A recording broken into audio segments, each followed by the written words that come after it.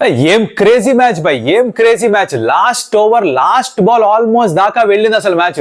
Champions trophy match సప్పగానే ఉండింది, దాని గురించి మాట్లాడదాం. కానీ ముందు ఈ ఆర్సీబీ ఎంఐ మ్యాచ్ టచ్ చేసి దానిలో ఇంపార్టెంట్ పర్ఫార్మెన్స్ గురించి మాట్లాడుకొని చిన్నస్వామి జరిగిన రచ్చ గురించి లైట్ గా డిస్కస్ చేసి అప్పుడు ఛాంపియన్స్ ట్రోఫీకి అలా డిటూర్ చేద్దాం. ప్రివ్యూ ఆఫ్ ఆస్ట్రేలియా ఇంగ్లాండ్ కూడా చేద్దాం. హర్షిత్ రాణా టాపిక్ టచ్ చేయలేదని చెప్పి చాలా మంది కమెంట్ చేశారు ముందు వీడియోలో, దాన్ని టచ్ చేద్దాం. చాలా విషయాలు కవర్ చేయాలమ్మా, ఇంకెందుకు ఆలస్యం, let's get started. Welcome stump tales. నా పేరు కౌశిక్ అండ్ చిన్నస్వామి స్టేడియంకి వచ్చింది WPL. రచ్చ మొదలైంది. అంటే నేను మొత్తం మ్యాచ్ చూడలేదు, డిస్క్లైమర్ ముందుగానే చెప్పేస్తున్నా. ప్రతి బాల్ అయితే నేను చూడలేదు, ఎందుకంటే ఛాంపియన్స్ ట్రోఫీ కామెంటరీ చేస్తున్నా. టాస్ వేసినప్పటి నుంచే మొదలైంది రచ్చ. ఇది లాస్ట్ సీజన్ కూడా చూసాం. ఎప్పుడైతే స్మృతి మందన టాస్ కోసం బయటకు వచ్చిందో గోల చేసి దొబ్బుతారు ఆర్సీబీ ఫ్యాన్స్ మొత్తం అంతా కూడా. ఈ వైబ్ వేరే. ఇది I think everybody knows it. Specific గా ఆ టీమ్ కి మీరు ఫ్యాన్ అయితేనే మీకు అర్థం అవ్వాలని లేదు, చూస్తే అర్థమవుతుందిగా. దాని తర్వాత as it is match start అయింది. ఆర్సీబీ ఫస్ట్ బ్యాటింగ్ చేశారు. నేను టాస్ ఎవరు గెలిచారో కూడా చూడలేదు, నాకు తెలియదు. మీరు కింద కమెంట్ లో చెప్పండి, ఐ డెంట్ వాచ్ ఇట్. అందుకే చెప్పాను, డిస్క్లైమర్ ముందర ఇచ్చా. ఆర్సీబీ ఫస్ట్ బ్యాటింగ్ చేయడం స్టార్ట్ చేశారు. నేను చూసేసరికి స్మృతి మందన ఓ 6 ఏదో కొట్టింది. తర్వాత తిరిగి లోపల స్మృతి మందన అవుట్ కూడా అయిపోయింది. తర్వాత తెలిసింది ఏమిట్రా అంటే క్విక్ ఫర్ 20 ఆడంతో కూడా అవుట్ అయిపోయిందని చెప్పేసి నేను చూడడం స్టార్ట్ చేసినప్పుడు ఎలిస్ పెరీ, మన పెరీ లేడీ, తను బ్యాటింగ్ స్టార్ట్ చేసింది. డీసెంట్ గానే ఆడుతోంది. అలా వికెట్స్ పడుతున్నాయి ఒక పక్క నుంచి. రిచా ఘోష్ వచ్చింది, వచ్చిన పార్ట్నర్షిప్ వచ్చింది. ఎలిస్ పెరీ ఒక 40 దగ్గరకు వచ్చింది. తర్వాత చూస్తే ఎలిస్ పెరీ ఇక టేక్ ఆఫ్ చేసింది మహాప్రభో. ఆ 20 మినిట్స్ మటుకు నేను చూశాను. డిన్నర్ చేస్తూ అదే టైంలో క్యాచ్ చేసి ఇన్స్టాగ్రామ్ లో స్టోరీ పెట్టా. రెండు మాకు అక్కడ ఇంకో స్క్రీన్ లో పెట్టారు. పెద్ద స్క్రీన్ లో WPL, చిన్న స్క్రీన్ లో ఛాంపియన్స్ ట్రోఫీ. కింద జనాల కమెంట్లు, ఛాంపియన్స్ ట్రోఫీ చిన్న స్క్రీన్ లో ఎందుకు ఉంది అని కొంతమంది, ఏంటి కామెంటరీ తెలుగులో లేదు అని ఇంకొంతమంది. భయ్యా అర్థం చేసుకోవాల్సిన విషయం, మేము స్టార్ స్పోర్ట్స్ స్టూడియోలో ఉన్నాం. అక్కడ తెలుగు మాట్లాడే వాళ్ళు మాత్రమే కాదు, వేరే భాష మాట్లాడే వాళ్ళు కూడా ఉంటారు. అందరికీ అర్థం కావడానికి ఒక లాంగ్వేజ్ లో పెడతారు. అండ్ కుదిరిన స్క్రీన్ లో మ్యాచ్ పెట్టారమ్మా, దానికి కూడా ఇంకా ఏదో తీసుకొచ్చి ఎక్కడ దొరక సందర్భం బాబు ఇదంతా నాకు అర్థం చేసుకోండి. ఎలిస్ పెరీ కొట్టింది కొన్ని షాట్లు భయ్యా. ఒక 6 ఉండింది 84 meters straight down the ground. ప్రపంచంలో ఎడిలేడ్ తప్ప ఎక్కడైనా సరే అది 6. అలాంటి టాలెంటెడ్ బ్యాట్, ఒక్కొక్క షాట్ ఒక్కొక్క డైమండ్. ఓ పుల్లు, ఓ స్ట్రైట్ డ్రైవ్, లాఫ్ట్, ఫ్లిక్లు, కట్లు, పుల్, బాబా సూపర్ ఫామ్ లో ఉంది పెరీ. అంత బాగా తను బ్యాటింగ్ చేసి 81 కొట్టింది కాబట్టి, లాస్ట్ ఓవర్ దాకా ఉండింది కాబట్టి, లాస్ట్ ఓవర్ లోనే అవుట్ అయింది కాబట్టి ఆ 167 అన్న స్కోర్ చేశారు RCB. At one point of time అంటే వాళ్ళకి వచ్చిన స్టార్ట్ తర్వాత చాలా కొట్టేస్తారు అనుకున్నాం. బట్ మధ్యలో కొలాప్స్ అయిన తర్వాత అబ్బే 130 కూడా రాదు, 140 కూడా రాదు చాలా మంది అనుకుని ఉంటారు. ఇన్ఫాక్ట్ నేను ఎవరితోనో మాట్లాడుతూ అన్నాను కూడా, 4 ఓవర్లో 40, 160 వస్తుందన్నాను. అది జరిగిపోయింది. 167 సూపర్ గా ఆడారు. దాని తర్వాత మళ్ళీ నేను కామెంటరీకి వెళ్ళిపోయాను, ఇది మన ఛాంపియన్స్ ట్రోఫీ మ్యాచ్ కి. తర్వాత మళ్ళీ అప్పుడు ఏం చేశాను అంటే ఇంట్రెస్టింగ్ అని చెప్పేసి మొబైల్లో ముందలా పెట్టేసుకొని మ్యూట్లు పెట్టేసి అలా మ్యాచ్ చూసి పెట్టేసి నేను ఛాంపియన్స్ ట్రోఫీ చూసుకుంటున్నా. అంటే ఆబ్వియస్లీ ఓవర్ నడుస్తున్నప్పుడు ఛాంపియన్స్ ట్రోఫీ మ్యాచ్ చూసుకోవాలి, ఓవర్ మధ్యలో కిందకి మళ్ళీ ఇక్కడ చూసుకోవాలి, స్కోర్ అవన్నీ తెలుస్తుంటుంది. అలా మేనేజ్ చేశాను. మరి మీకు అర్థమవుతుందా? కింద మీద పడాల్సి వస్తుంది మీకోసం. మరి ఈ మాత్రం చేస్తున్నందుకు కొంచెం అప్రిషియేట్ చేద్దాం అనుకుంటే ఒక 1/2 సెకండ్ పని లైక్ కొట్టడం. ఆ లైక్ కొడితే వీడియో చాలా మందికి వెళ్తుంది. అలాగే షేర్ చేయొచ్చు, కమెంట్ చేయొచ్చు, అది కూడా ఎంగేజ్మెంట్ పెంచుతుంది. అండ్ ఇప్పుడు సబ్స్క్రైబ్ చేసుకోకపోతే వీడి కింద మీద పడుతున్నాడు, వీడి టీం మీద పాపం స్టంప్ టేల్స్ మీద కింద మీద పడుతుంది, కొంచెం ఇంట్రెస్టింగ్ కంటెంట్ తెచ్చే ప్రయత్నం చేస్తారని మీరు కనుక గమనిస్తే, గుర్తిస్తే సబ్స్క్రైబ్ చేసి పెట్టండి. It will go long way for us. Okay, do that. ఏం లేదు ప్రసాద్, చిన్న common sense. And MI batting మొదలైన తర్వాత ఇంట్రెస్టింగ్ గానే ఉండింది. హర్మన్ ప్రీత్ బ్యాటింగ్ చేయడం నుంచి అక్కడ నుంచి కొంచెం రెగ్యులర్ గా చూడడం మొదలెట్టాయి అనమాట. తను భలే ఆడింది. మళ్ళీ Harry scored 50, right, very good batting. Amanjot last లో, అంటే ఇప్పుడు హర్మన్ ప్రీత్ అవుట్ అవ్వగానే ఈ ముందు అని నేను ఎక్కువ క్యాచ్ చేయలేదు. అగైన్ లైక్ నేను అన్ని బిట్స్ అండ్ పీసెస్ లో ఉంది, మెయిన్ పోస్ట్ మాత్రం కవర్ చేస్తున్నా. హర్మన్ ప్రీత్ అవుట్ అయిన తర్వాత నెక్స్ట్ బాల్ కి సజనా అవుట్ అయింది జార్జియా బేరం వేసిన ఓవర్ లో. దాని తర్వాత కొత్త పిల్ల వచ్చింది కమలని, 16 సంవత్సరాలు మాత్రమే దానికి, పాపం చిన్న అమ్మాయి, బట్ భలే ఆడింది, వెరీ కామ్. అమన్జోత్ ఉండింది అప్పటికే, హర్మన్ ప్రీత్ ఆడుతున్నప్పటికీ అమన్జోత్ జాయిన్ అవుతారని. అమన్జోత్ 19th ఓవర్ 2 6లు కొట్టింది, 16 రన్ ఓవర్. పాపం ఇక బౌలర్ని ఏమంటాను లేండి, ఆ సిచ్యువేషన్ లో ఆ ప్రెషర్ లో ఇక వేసేసరికి 2 6లు పడ్డాయి, రైట్ టైంలో పడ్డాయి. తను కొట్టిన ఫస్ట్ 6 ఆ 19th ఓవర్లోనే, తను కొట్టిన సెకండ్ 6 WPL కెరీర్లో అదే ఓవర్లో. ఐ థింక్ లాస్ట్ ఇయర్ ఒక ఇంజరీ కారణంగా ఇది ఆడలేదు. చూడ్డానికి కొంచెం చిన్నగా సన్నగా ఉంది కానీ చాలా దూరమే కొట్టగలుగుతుంది 6 తను కూడా. ఈ మధ్య అమ్మాయిలు సిక్స్ కొట్టడంలో భలే ప్రావీణ్యం సంపాదించారు. ఐ థింక్ బాగా ప్రాక్టీస్ చేస్తున్నారు, which is why think games ఇంత ఇంట్రెస్టింగ్ గా మారుతున్నాయి. స్మృతి మందనకి ఏంట్రా జరిగింది అంటే I think this is what I read in the game. Initial గా ఆ బ్రేక్ త్రూస్ కోసం మెయిన్ బౌలర్స్ అందరినీ వాడేసిన తను. అలా తన మెయిన్ బౌలర్స్ అందరు ముందుగా కిమ్ గార్త్ తనది కూడా అయిపోవడం తోటి ఏమిట్రా జరిగింది అంటే she had to bowl the spinners in the 19th and 20th over. అక్కడే ఆబ్వియస్లీ అంటే ఇప్పుడు అక్కడ దాకా తీసుకెళ్ళకపోతే గేమ్ ముందే అయిపోయింది. So she had to take that gamble. ఎక్కడో చోట వికెట్స్ వస్తే కొంచెం ప్రెషర్ పెట్టచ్చు అని almost they pulled it off. Because ఆ 19th ఓవర్లో 16 runs రాకపోతే maybe game was theirs. But credit to MI for that. Nat Sciver Brunt తను కూడా బ్రహ్మాండంగా ఆడింది, ఒక క్విక్ ఫైర్ 50 స్కోర్ చేసింది. కిమ్ గార్త్ గాట్ హర్ బోల్డ్. ఇది చూసాను నా ఇప్పుడు గుర్తొస్తుంది బ్రెయిన్ లో, ఆ ఫ్లాషెస్ వస్తున్నాయి. కిమ్ గార్త్ బోల్డ్ చేసిన తను. But what knock from Nat Sciver Brunt also. మధ్య మధ్యలో మాత్రం కొన్ని షార్ట్స్ చూసాను, ఫినామినల్ గా ఆడింది. She set up the chase. Super form లో ఉంది boss Nat Sciver Brunt. Ellyse Perry ఎలా అయితే ఆర్సీబీ ఫామ్ లో ఉందో అలాగే Nat Sciver Brunt for MI is in tremendous form. And last దాకా రావడం, Kamalini held a nerve. Last ball last ఓవర్లో 6 runs మాత్రమే కావాలి. ఫస్ట్ బాల్ కో సింగిల్, సెకండ్ బాల్ కో సింగిల్, ఒక డాట్ బాల్ మధ్యలో ఇలాంటివన్నీ జరుగుతూ వచ్చాయి. But I think it was kind of the batting teams favour. Kamalini 2 balls ఉండగా 4 కొట్టేసింది, లాస్ట్ బాల్ 4 కొట్టేసింది, మ్యాచ్ ఖతం చేశారనమాట. Celebration for MI. ఆర్సీబీ కాస్త డిసప్పాయింట్ అంటారు, బోల్డ్ సపోర్ట్ ఉండింది, క్రౌడ్ కూడా కాస్త డిసప్పాయింట్ అంటారు. కానీ క్లోజ్ గేమ్. నేను మిస్ అయిన పాయింట్స్ ఏమన్నా ఉంటే మీరు కింద కమెంట్లో చెప్పొచ్చు. లైక్ ఫర్ ఎగ్జాంపుల్ నేను వెనక్కి వచ్చిన తర్వాత రూమ్ కి రీల్స్ ఏవో చూస్తుంటే దానిలో వచ్చింది రిచా ఘోష్ బ్యాటింగ్ వచ్చినప్పుడు సడన్ గా ఆర్సీబీ అరుస్తుంటే హర్మన్ ప్రీత్ కౌర్ చెవులు ఇలా మూసేసుకొని ఉంచింది.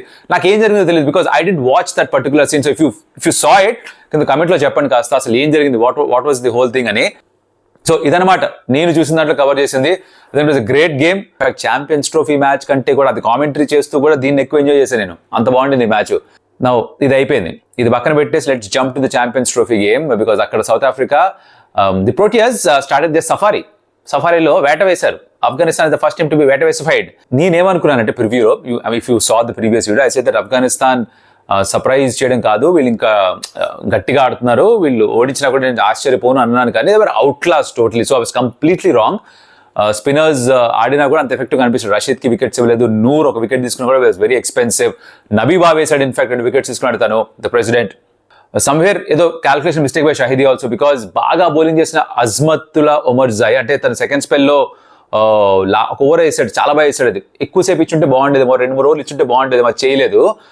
ఏదో ఒక సెట్ ప్యాటర్న్ వెళ్ళిపోయి అనిపించింది షాహిదీ నాకు. ఫజల్ ఫరూక్ కి 5 overs, అజ్మత్ కి 5 overs, నబీకి 5 overs, రషీద్ కి 5 overs, తర్వాత నూర్ కి 5 overs, గుల్బుద్దీన్ కి 5 overs. ఇది ఎక్కడ లాజిక్ రయ్యా, స్కూల్లో ఆడుతున్నాం మనం ఏమన్నా అన్నట్టుగా అనిపించింది. బట్ తనకేదో సెన్స్ ఏదో ప్లాన్ ఉండింది. If you talk about South African batting, Ryan Rickelton ఈ scored a century. Quinton de Kock ఏ రోల్ అయితే చేస్తాడో అదే రోల్ చేస్తున్నాడు ఇప్పుడు. Opening batter, wicket keeper, left hander, smashing it around and brilliant century. 3వ మ్యాచ్లో 5వ సెంచరీ ఇది. ఫస్ట్ దాంట్లో టామ్ లేథము, విలియంగ్, తర్వాత విసా Hridoy and Shubman Gill, and of course ఇప్పుడు ఇది. సో ఓపెనర్స్ 3 సెంచరీ స్కోర్ చేశారు ఇప్పటిదాకా. Looks like this is going to be the champions trophy of the openers. Yeah, that's how it seems to be. And ఇంకెన్ని సెంచరీలు వస్తాయి చూడాలి మనం. Very interesting. బట్ నాకు ఇంకా ఎక్కువ నచ్చింది ఏమిటంటే, అంటే సెంచరీ ఇవన్నీ బాగానే ఉన్నాయి కానీ రబాడా వేసిన స్పెల్ ఏదైతే ఉందో నేను భలే ఎంజాయ్ చేసా బాసు. బికాజ్ ఎలాగో ఆఫ్ఘనిస్తాన్ పెద్ద రన్స్ ఏమీ కొట్టట్లేదు. సో చూడడానికి ఏమిటో ఇంట్రెస్టింగ్ ఉందంటే నా పాయింట్ ఆఫ్ వ్యూలో ఒక బౌలర్ మ్యాచ్ రిధంలో పరిగెత్తుకుంటూ వచ్చి అరేబియన్ గుర్రంలా పరిగెత్తుకుంటూ వచ్చి ఆ రిధంలో బాల్ వేసి ఆ పేస్ తోటి బ్యాటర్స్ని భయపెడుతుంటే నా సావి రంగా లెవెల్, ఆ కిక్ వేరు అసలు. అంటే ఇప్పుడు మధ్యలో ఇబ్రాహిం సత్రాన్ 6 కొట్టాడు. 6 కొట్టగా నెక్స్ట్ బాల్ మనోడు లెగ్ స్టంప్ బయట జరిగేది ఆడదాం అనుకుంటే మిడిల్ స్టంప్ బుడింగా ఎగిరిపోయింది. Perfect revenge for a fast bowler. అది ముందు బాల్ స్ట్రైట్ అందుకు 6 కొడితే నెక్స్ట్ బాల్ యాక్చువల్గా అయితే బౌన్స్ వేసి నెత్తి బాల్ కొడదాం అన్న కోపం వస్తుంది. కానీ ఒక ఫాస్ట్ బౌలర్కి మిడిల్ స్టంప్ ఎగిరిపోతే నా సావిరంగా ఆ రోజు పట్టే నిద్ర మామూలుగా ఉండదు. మీరు ఎప్పుడైనా చిన్నప్పుడు ఫాస్ట్ బౌలింగ్ చేస్తుంటే, స్కూల్లోనో కాలేజ్లోనో లీగ్స్లో ఎక్కడ చోట ఫాస్ట్ బౌలింగ్ చేస్తుంటే ఈ పాయింట్ మీకు కనెక్ట్ అవుతుంది. హైఫై కొట్టి మావా బ్రో యూఆర్ రైట్ అని చెప్పండి. బికాస్ ఇది ఫాస్ట్ బౌలింగ్ చేస్తుంటేనే అర్థమయ్యే ఫీలింగ్ ఇది. అసలు లోపల కోయ డాన్సే మామూలుగా ఉండదు అసలు. బాగా పడుకుంటాడు రాత్రి, నా తెలిసి కగుసరాబాడ బాగా వేశాడు తను కూడా. ఈవెన్చువల్గా రెహమత్ షా 90 కొట్టినా కూడా మిగతా ఎవరు కూడా పెద్దగా కాంట్రిబ్యూట్ చేయలేదు. రషీద్ వచ్చేదో కాస్త ఫైర్ వర్క్స్ చూపించాడు. అలా మ్యాచ్ అయిపోయింది, సౌత్ ఆఫ్రికా గెలిచేశారు. ఆఫ్ఘనిస్తాన్కి ఇప్పుడు ఇంకా కష్టకాలమే. నెక్స్ట్ ప్రివ్యూ ఏమిట్రా అంటే ఆస్ట్రేలియా వర్సెస్ ఇంగ్లాండ్. క్విక్గా మారుతాం ఇది కూడా. ఇంగ్లాండ్ వాళ్ళ ప్లేయింగ్ లెవెన్ 2 రోజులు ముందు చెప్పారు. వీళ్ళు ఒకళ్ళు చాదస్తాం ముందుగానే చెప్పేస్తారు అన్ని కూడా. జేమీ స్మిత్ ఆడుతున్నాడు, అలాగే జో రూట్ ఉన్నాడు, హ్యారీ బ్రూక్ ఉన్నాడు, లివింగ్స్టన్ ఉన్నాడు, Ben salt, Phil Salt, Ben Duckett, ఇద్దరు కలిపారు. Phil Salt, Ben Duckett and Jofra Archer, Mark Wood వీళ్ళు ఆడుతున్నారు. సాకిబ్ లేడు అండ్ ఆదిల్ రషీద్ ఉన్నాడు, లియామ్ లివింగ్స్టన్ ఉన్నాడు, సో అండ్ కార్స్ ఉన్నాడు, బ్రాడన్ కార్స్ ఉన్నాడు. సో వాళ్ళు 11 చెప్పేశారు. వీళ్ళు యాక్చువల్లీ మంచి టీమే, కాకపోతే వీళ్ళ ఆట తీరు ఏదైతే ఉందో గో బ్యాంగ్ బ్యాంగ్ బ్యాంగ్ ఇలాంటి షార్ట్స్ ఆడుతుంటాం, మాకు 400 కావాలి టైప్లో ఆడతారో దాంట్లో క్లిక్ కానప్పుడు తక్కువ స్కోర్కి అవుట్ అయిపోతారు. అది వాళ్ళ ప్రాబ్లమా? ఇటుపక్క ఆస్ట్రేలియా విషయానికి వస్తే ప్యాట్ కమిన్స్ లేడు, స్టార్క్ లేడు, హేజల్వుడ్ లేడు, స్టాయినిస్ లేడు, క్యామ్ గ్రీన్ లేడు, సగం టీం లేదు అక్కడ, సగం టీం లేదు. Steve Smith captain, Marnus Labuschagne middle ఆర్డర్లో ఉంటారు. మానస్ ఏమో ఫామ్లో లేడు, స్టీవ్ స్మిత్ ఓకే. శ్రీలంకలో కూడా ఓడిఐ సిరీస్ 2-1 ఓడిపోయారు. ట్రావిస్ హెడ్ ఓపెనర్ గా ఉంటాడు, Josh Inglis probably will be his opening partner. But ఇది వరల్డ్ కప్ విన్నింగ్ టీమ్ తో పోలిస్తే గనక ఎక్కడ తక్కువ బీ టీం వచ్చినట్లేదు. Nathan Ellis, Ben Dwarshuis, Matthew Short ఇలాంటి బౌలర్స్ ఉన్నారు పాపం. Sean Abbott, I don't really know how much of impact they can create. So England they పైచే అనిపిస్తుంది at this point of time. కానీ ఇంగ్లాండ్ వాళ్ళు self destructive ability ఉంది కదా, స్వయం కృతాపరాధాలు బాగా చేస్తారు కదా, షార్ట్స్ ఆడేస్తే మేము అవుట్ అయిపోతాం టైప్లో. అది ఏమన్నా చేస్తే ఆస్ట్రేలియాకి ఏమైనా ఛాన్స్ వస్తుందేమో. బట్ అదర్వైజ్ ఆస్ట్రేలియాని భయంకరమైన ప్రెషర్లో పెట్టచ్చు. ఒక ఆడమ్ జాంపా మినహాయిస్తే ఇంకెవరు పెద్దగా ఎఫెక్టివ్గా అనిపించకపోవచ్చు. The other spinner is Glenn Maxwell. అది వాళ్ళ పరిస్థితి, if you understanding. So let's see what will happen. I'm going to count or I'm going to bet my money. Bet my money అంటే betting చేస్తాను కాదు, ఇది ఇంగ్లీష్లో ఒక ఫ్రేజ్. ఇది వినేసి ఎవడన్నా ఏ బెట్టింగ్ చేస్తున్నాడు రా కౌశిక్ అని చెప్తారు. కాదు, ఐ బెట్ మై మనీ అంటే అదొక ఫ్రేజ్, అలా వాడతారు, వాడకం అన్నమాట. అంటే నేను బ్యాక్ చేస్తున్నా ఈ టీం అని చెప్పడానికి అర్థం. ప్రతిదీ ఎక్స్ప్లెయిన్ చేయాల్సి వస్తుంది ఏమిటో. కలికాలం ఏం చేస్తాం. ఇంగ్లాండ్ నమ్ముతున్నాను గెలుస్తుందని, తప్పవచ్చు, దానిలో ఉంది, ముందర అనుకున్నాం, చూద్దాం తర్వాత ఏం జరుగుతుందో. ఇది అయిపోయిందా? నెక్స్ట్ చివరాఖరి టాపిక్ డిస్కస్ చేయాల్సింది ఒకటి, హర్షిత్ రాణా గురించి. ఎందుకు పోయావు నువ్వు, 3 వికెట్లు తీసుకుంటే కనీసం మెన్షన్ కూడా చేయలేదు అన్నారు. ఒకటి, ఇక్కడ 2 ఉన్నాయి.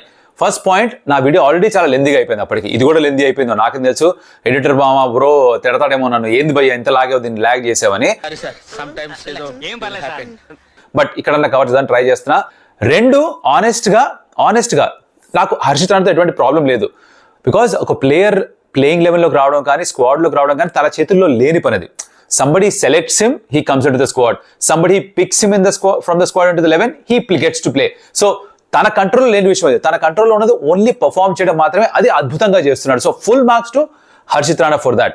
కాకపోతే నాకు ఓవరాల్ గా టీమ్ పాయింట్ ఆఫ్ వ్యూలో, నేను ఎప్పుడు ఒక ఇండివిజువల్ పాయింట్ ఆఫ్ వ్యూ ఆలోచించాను, టీమ్ పాయింట్ ఆఫ్ వ్యూ ఆలోచిస్తా. టీమ్ పాయింట్ ఆఫ్ వ్యూలో చూస్తే కనుక హర్షదీప్ సింగ్ ముందు నుంచి స్క్వాడ్ లో ఉన్నాడు, హర్షదీప్ సింగ్ ముందు నుంచి బాగానే పర్ఫార్మ్ చేస్తున్నాడు. Harshdeep Singh left arm pace bowler, మనకు కావాలి అందరూ గోల చేస్తున్న వాళ్ళే. సడన్ గా హర్షదీప్ సింగ్ వద్దు, హర్షిత్ రాణా కావాలి. ఎలా నాకు అర్థం కావట్లే. హర్షిత్ రాణా అంతగా ఏం చేశాడు అంటే నాకైతే ఆనెస్ట్గా కనిపించట్లే. ఎస్ 3 వికెట్స్ తీసుకున్నాడు.